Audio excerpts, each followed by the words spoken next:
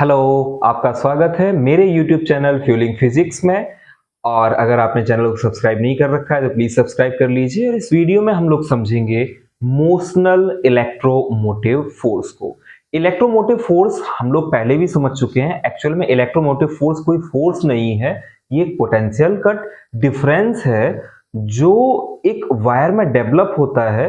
जब हम लोगों ने एक Faraday's law of electromagnetic induction समझा था, जिसमें यह था कि चेंज इन फ्लक्स जो होगा वो ईएमएफ को प्रोड्यूस करेगा।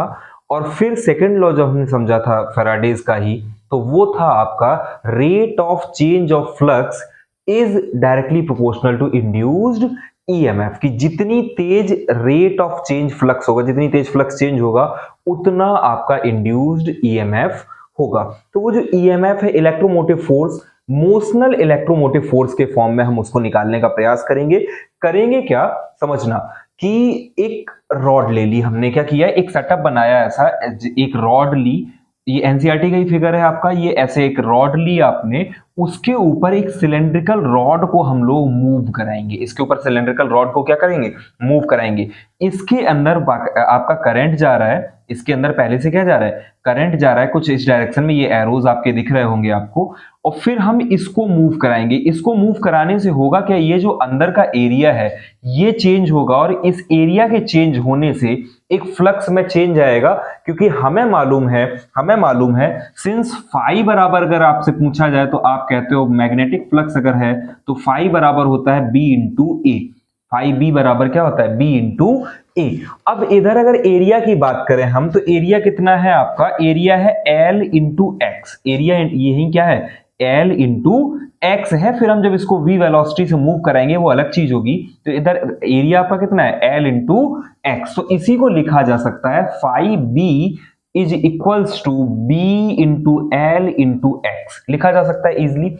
अब हम अगर क्या करें, एक्चुअल में है क्या, यहां एक मैग्नेटिक फील्ड है जो आपकी, आप कह सकते हो कि इनवर्ड है। जो कैसी है, इनवर्ड फील्ड है, उस पे ये एरिया वेक्टर है। तो इनके बीच का जो एंगल है, तो कॉस थीटा जो आपका होता है वो 0 डिग्री पे क्या होता है, मैक्सिमम होता है। इसलिए हमने उसको नहीं लिया, चाहे इनवर्ड हो चाहे आउटवर्ड हो। एक बार मतलब जैसे प्लेन का एरिया, आप जैसे ये एरिया रखा हुआ है, इसका चाहे बाहर को एरिया ले लेना, चाहे इंटरनल ले लेना, दोनों ही केसेस में जो मैग्नेटिक फील्ड के साथ एरिया की जो डायरेक्ट मतलब एंगल बनेगा वो हमेशा 0 होगा या 180 होगा। तो कुल मिला के हमने वहां कॉस को इग्नोर किया है। तो फाई बी इक्वल्स टू क्या है, बी एल एक्स है। अब अगर इधर ही मैं आपसे पूछूं from Faraday's law of electromagnetic induction, from Faraday's law अगर आपसे कहा जाए, तो फैराडेज लॉ आपको पता है वो होता है E is equals to minus D phi upon D T. E equals to क्या होता है, minus D phi upon D T. Phi दे रखा है आपको बी एल एक्स, इसी को यहां रखेंगे जब हम लोग, तो ये बनेगा E is equals to minus D Y D T of b into L into x.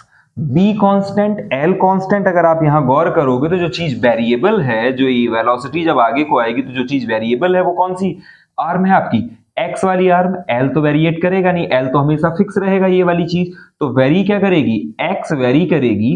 तो आपको क्या करना है, बी, मैग्नेटिक फील्ड भी वेरी नहीं करेगी, मैग्नेटिक फील्ड वैल्यू सेम रहेगी। तो बी और एल को बाहर ले आओ, ये बनेगा आपका minus B dx upon dt। और हमें पता है dx अपॉन dt की वैल्यू होती है वेलोसिटी। तो E इज इक्वल्स टू बनेगा आपका माइनस बी एल वी। ये जो फॉर्मूला है यही है आपका मोशनल इलेक्ट्रोमोटिव फोर्स का फॉर्मूला। तो आपको सिंपल वैसे तो पूछा नहीं जाता है इतना, लेकिन आपको आना चाहिए कि मोशनल इलेक्ट्रोमोटिव फोर्स क्या है। इस पे बेस्ड न्यूमेरिकल्स वगैरह आपसे पूछ लिए जाते हैं। और इसी का एक बहुत अच्छा सा आपका एनसीईआरटी के एग्जांपल में है आपका मोशनल ईएमएफ। जब एक कोई रॉड को रोटेट किया जाएगा तो वहां क्या होगा मोशनल ईएमएफ, वो आपका एग्जांपल में दिया हुआ है। मैं आपको डेरिवेशन के थ्रू उसको समझाऊंगा अभी। उसके पहले अगर मुझे इसी को समझना होता कि ये अगर हमें दूसरे मेथड से निकालना है, जैसे लॉरेंज फोर्स आपने सुना हुआ है। लॉरेंज फोर्स वाले मेथड से अगर इसको निकालना है तो वर्क डन से भी हम चाहें तो इसको निकाल मतलब फोर्स वहां पता चल जाएगा और वर्क डन, उन दोनों को कंबाइन करेंगे तो हम इसको निकाल सकते हैं। तो एक तो ये मेथड हुआ आपका इसको निकालने का। दूसरा मेथड ये हो सकता है कि अगर हम आपसे पूछें, सिंस वर्क का फॉर्मूला होता है फोर्स इंटू डिस्प्लेसमेंट, वर्क का फॉर्मूला आपका क्या होता है, फोर्स इंटू डिस्प्लेसमेंट, और अगर फोर्स इंटू डिस्प्लेसमेंट तो हुआ, जैसे ये रॉड है, समझना ये रॉड है, इसको हमने मूव कराया तो इस पे एक फोर्स लगाया होगा, फोर्स लगाया होगा तो कोई एक क्या हुआ होगा, डिस्प्लेसमेंट हुआ होगा। फोर्स लगाया होगा तो क्या हुआ होगा, डिस्प्लेसमेंट हुआ होगा। फोर्स बराबर हमें फॉर्मूला पता है, होता है QVB। सिंस फोर्स बराबर फॉर्मूला क्या होता है, QVB, फोर्स बराबर यही तो होता है, QVB sin थीटा होता है, फोर्स बराबर QVB। अब अगर इसको इसी में रखें तो वर्क डन क्या हो जाएगा आपका, गौर करना, ये हो जाएगा QVB इंटू क्या, L, जो लेंथ है रॉड की जो मूव कर रही, जो लेंथ है ना रॉड की वही तो है, वो L लेंथ मूव कर रही है तो QVB इंटू L। और अगर आपसे पूछा जाए कि जो EMF होता है, EMF वोल्टेज, या फिर आपने देखा होगा, आपने सेकंड चैप्टर पढ़ा था, सेकंड चैप्टर में जब हम पोटेंशियल निकालते थे तो work done per unit charge को क्या कहते थे, पोटेंशियल। सिंस E जो EMF है वो भी एक पोटेंशियल होता है तो उसी को लिखेंगे हम लोग work done per unit charge, work done per unit charge, तो इसी को लिखा जाएगा QVB into L upon Q, Q से Q कैंसिल आउट हो जाएगा और ये हो जाएगा आपका फर्दर सिर्फ VLB के टर्म में फिर से आ जाएगा।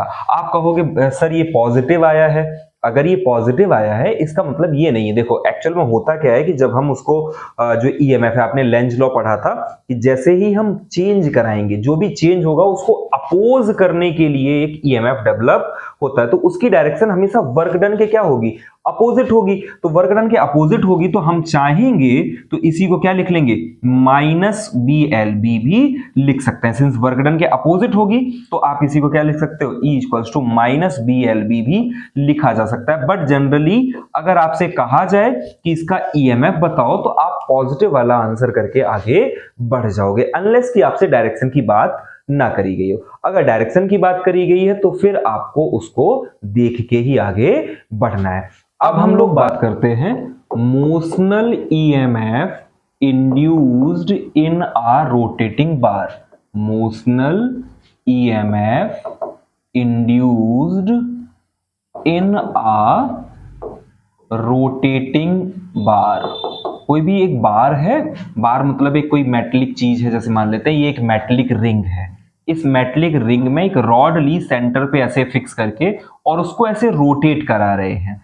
उसको जब रोटेट कराएंगे तो होगा क्या कि ये एक इक्वल एरिया के साथ, जैसे यहां से और यहां ऐसे कनेक्ट होगा तो ऐसे एक क्या बनेगा, एक एरिया चेंज होगा और एरिया चेंज होने के कारण एक इंड्यूस्ड EMF आएगा। उस EMF को कैसे कैलकुलेट करते हैं वो जरा देखते हैं, गौर करना। ये NCERT का एग्जांपल है आपका, जिसके लिए मैं डेरिवेशन आपको करके दे रहा हूं, बाकी वैल्यूज आप रख लेना क्योंकि क्वेश्चंस कई प्रकार के बन सकते हैं। गौर करना, देखो ध्यान देना, सिंस हमें पता है, हम लोग ये निकाल चुके हैं, सिंस जो E है वो निकल के आया था अपना अभी माइनस BLB, यही तो निकल के आया था। E इक्वल्स टू क्या निकल के आया था, माइनस BLB। अगर हम बहुत छोटा सा E ले लें, बहुत छोटा सा E ले लें, मतलब DE को लिखने का प्रयास करें, अगर हम DE लिखें तो DE क्या हो जाएगा अपना, माइनस B इंटू वेलोसिटी तो चेंज होगी नहीं, वेलोसिटी जितनी वेलोसिटी से ये मूव कर रहा होगा वो वेलोसिटी तो फिक्स होगी, V equals to R omega जो होता है, प्लस जो L है, जो ये लेंथ है, ये क्या एक छोटी सी लेंथ DR ले लूं मैं, इसको, इस लेंथ को क्या ले लूं, DR, मतलब जो ये लेंथ, मतलब जो चेंज आ रहा है उसको क्या ले लूं मैं, DR ले लूं, तो कोई समस्या नहीं। तो ये इतने से के कारण, जो ये इतना सा चेंज आया होगा उसके कारण जो EMF प्रोड्यूस होगा वो कितना हुआ होगा, DE। सिंस हमें मालूम है, सिंस अगर मैं आपसे कहूं, सिंस जो V equals to rotational motion से पता है, V इक्वल्स टू होता है R omega, V equals to क्या होता है, R ओमेगा। अगर मैं उसको इसमें रखूं तो ये DE इक्वल्स टू क्या बनेगा, गौर करना, DE इक्वल्स टू बनेगा माइनस B, और ये V की जगह R ओमेगा रखा तो इसको ओमेगा को पहले लिख लेता हूं मैं, ओमेगा और r into D are into क्या डी आर ऑन इंटीग्रेटिंग। अगर हम दोनों साइड को इंटीग्रेट कर दें तो देखना क्या बनेगा, टोटल पता चल जाएगा कि कितना ईएमएफ डेवलप हुआ। On integrating both side, integrate का मतलब पूरा जोड़ना, ऑन इंटीग्रेटिंग बोथ साइड्स, दोनों साइड्स को अगर मैं इंटीग्रेट करूं तो ये बनेगा आपका, दोनों साइड्स को अगर मैं इंटीग्रेट करूं तो ये बनेगा, ये डीई का इंटीग्रेशन इधर और ये integration of minus B omega R into क्या D R, B omega R into D R इतना बना। बी हमेशा फिक्स, ओमेगा जो एंगुलर फ्रीक्वेंसी आपकी एंगुलर वेलोसिटी सॉरी, तो बी और ये एंगुलर वेलोसिटी है, ये दोनों क्या है फिक्स है। ये इसके रोटेशन की जो स्पीड होगी वो क्या है फिक्स रखी है हमने, तो इसको हम बाहर लेके आए, इसको हम बाहर लेके आए, बी और ओमेगा को बाहर लेके आएंगे, R into D R. R into D R का इंटीग्रेशन आपको मालूम है कि वो आएगा आर स्क्वायर अपॉन 2। कभी भी इंटीग्रेशन जब हम करते हैं तो एक पावर बढ़ जाती है और अपॉन में क्या हो जाता है, वही पावर अपॉन में आ जाती है। तो इसी को हम लोग लिखेंगे E इज इक्वल्स टू, गौर करना, इसी को हम लोग लिखेंगे E इज इक्वल्स टू, क्योंकि ये D का इंटीग्रेशन E आएगा, E is equals to minus B omega, तो ये बाहर हो जाएगा, माइनस बी ओमेगा बाहर हुआ, बी ओमेगा बाहर हुआ, इंटीग्रेशन बचा आर डी आर का, आर डी आर का इंटीग्रेशन आएगा आर स्क्वायर अपॉन 2, तो ये बनेगा minus B omega R square upon 2। तो ईएमएफ जो किसी रोटेटिंग बार के कारण होता है वो होता है minus 1 upon 2 B omega R square. आपको ये भी याद रख लेना है। तो इतना अगर आपको मोशनल ईएमएफ के बारे में पता है तो सारे क्वेश्चंस जो भी होंगे वो सारे ही हो जाएंगे। मींस आपको जो बेसिक्स फॉर्मूले याद होने चाहिए वो ये कि याद होना चाहिए E equals to minus V L B वाला, कैपिटल बी, मैग्नेटिक फील्ड वाला, लेंथ और वेलोसिटी ये अगर मालूम है। इसके बाद आपको वर्क डन से उसको पता होना चाहिए कि अगर कभी वर्क डन वगैरह दिया हुआ है उससे निकालना है तो आप उससे भी निकाल पाओ। और तीसरा होता है कि अगर हमें ईएमएफ निकालना है किसी रोटेटिंग बार के कारण, कोई एक सर्कुलर आपको कॉइल रिंग दे दी गई, उसमें कुछ ऐसा दिया गया, तब भी आप इसको निकाल सकते हो। इसके अलावा भी अलग शेप्स के लिए ये हो सकता है तो आपको निकालना पड़ेगा with the help of integral method. इसमें जो भी आपको ना समझ में आया हो कमेंट करिए और पढ़ते रहिए, मेहनत करते रहिए। जहां ना समझ में आए वहां पूछिए जरूर। Thank you.